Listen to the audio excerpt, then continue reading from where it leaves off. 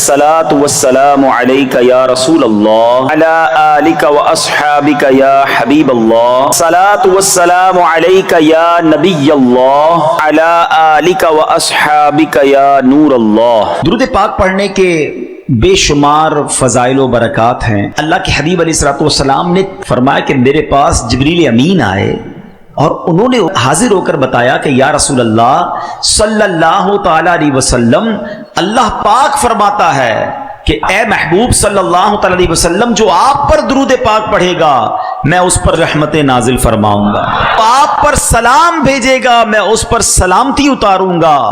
اس نعمت کا شکر ادا کرنے کے لیے میں نے اتنا طویل سجدہ کیا، تو پھر کیوں نہ چلتے پھرتے اٹھتے بیٹھتے بندہ درود پاک کا ورد کرتا رہے۔ قول الحبیب صلی اللہ تعالی علی محمد صلی اللہ علیہ وسلم۔ پچھلی امتوں میں ایک بزرگ ہوا کرتے، بیچ سمندر میں ایک پہاڑ پر تنہا رہتے تھے۔ اللہ پاک نے ان کے لیے انار کا ایک درخت اگایا تھا اور ایک میٹھے پانی کا چشمہ بھی نکالا تھا۔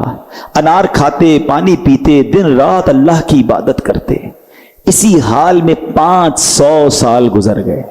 500 سال، ٹھیک ہے؟ اب کوئی سوچے نا، گناہ ہی نہیں ہے نا، عبادت ہی عبادت ہے۔ حضرت اسرائیل علیہ السلام تشریف لائے، انہوں نے کہا کہ آپ کی روح قبض کرنے آیا ہوں، کہا مجھے اتنی مہلت دے دیں کہ میں وضو کر کے 2 رکعت نماز ادا کروں، اور جب میں سجدے میں جاؤں نا اس وقت میری روح قبض کر لیجئے گا۔ زندگی بھی کیسی گزری؟ حضرت اسرائیل نے کہا میں تمہارے لیے اتنی مہلت لے کر آیا ہوں۔ 2 رکعت پڑھی اور آپ نے سجدے میں اس کی روح قبض کر لی۔ ایسا نیک بندہ اللہ کی بارگاہ میں جب حاضر ہوا، آپ ذرا سنیے گا بات، حدیث پاک میں ارشاد ہوا کہ اس بندہ خدا کو 500 سال جس نے عبادت کی اور سجدے میں جس کی روح قبض کی گئی، اس کو اللہ کی بارگاہ میں لایا جائے گا۔ فرشتوں کو اللہ حکم دے گا اذهبوا بعبدی الی جنتی برحمتی، کہ میرے بندے کو میری رحمت سے جنت میں لے جاؤ۔ وہ بندہ کیا کہے گا؟ اے اللہ میرے عمل رحمت سے کیوں؟ اتنی نیکیاں، اتنے عمل، مجھے تو میرے عمل کی وجہ سے جنت میں جانا چاہیے۔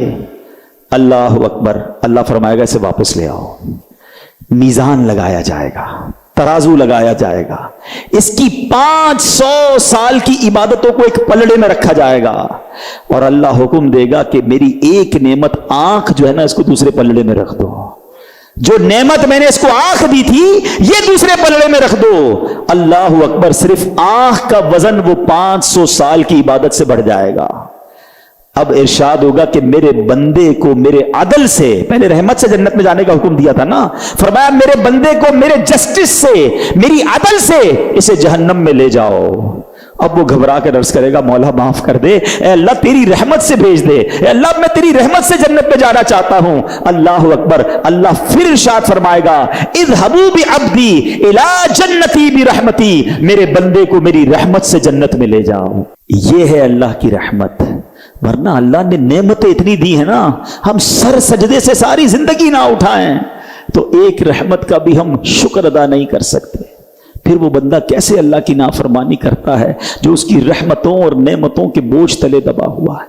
پلیز میرے میٹھے اسلامی بھائیو سمجھو اس بات کو، اللہ نے جس پر رحمت کی وہی بخشا جائے گا۔ وہ پنجابی شاعر کہتے ہیں نا، عدل کرے تے تھر تھر کمبن اچیاں شانہ والے، اے اللہ اگر تو عدل کرے گا تو بڑی بڑی شان والے بھی گھبرا اٹھیں گے۔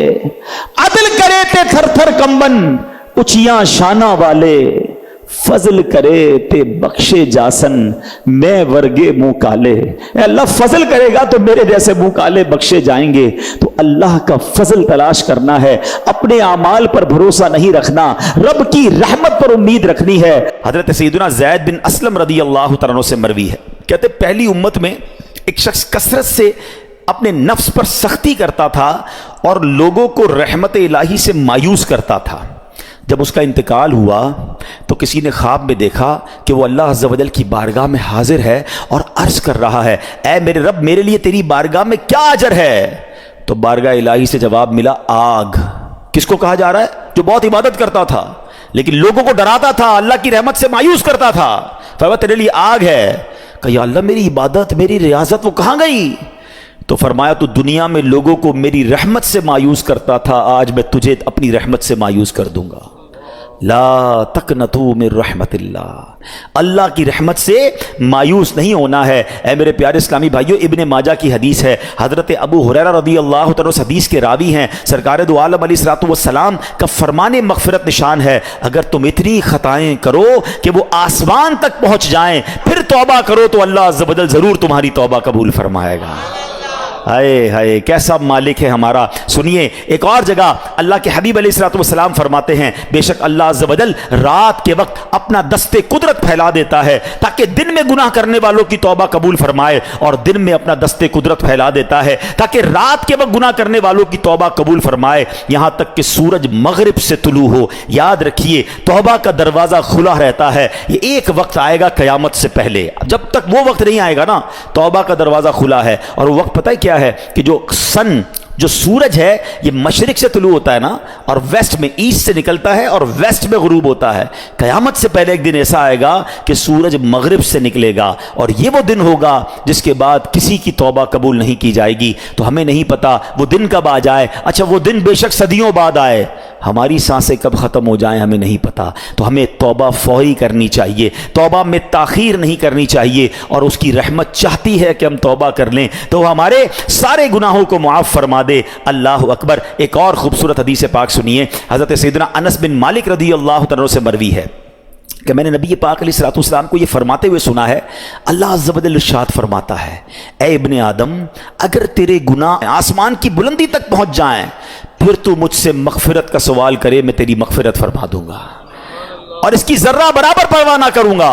اے ابن آدم اگر تو زمین کے برابر خطائیں لے کر میری بارگاہ میں حاضر ہو تو میں اس کے مطابق تیری بخشش فرما دوں گا، بشرطے کہ تو میرے ساتھ کسی کو اپنا شریک نہ ٹھہرائے۔ کنڈیشن ایک ہے، شرک نہیں کرنا ہے، اس کے علاوہ جتنے گناہ ہوں سچی توبہ کر لے وہ کریم معاف فرما دیتا ہے۔ میں نے تو اپنے طور پر سجدے ٹھیک کیے ہیں، روزے ٹھیک رکھے ہیں، عبادتیں ٹھیک کی ہیں، لیکن جب یہ میرے اعمال بارگاہ الہی میں قیامت کے دن پیش ہوئے اور مجھے یہ کہہ دیا گیا کہ تیرے سجدوں میں اخلاص نہیں تھا، تیرے صدقوں میں للہیت نہیں تھی، تیری عبادتوں میں یہ قصور تھا، تو اللہ کے لیے نہیں لوگوں کے لیے کرتا تھا، تو میں قیامت کے دن کیا کروں گا؟ میں تو تہی دامن رہ جاؤں گا۔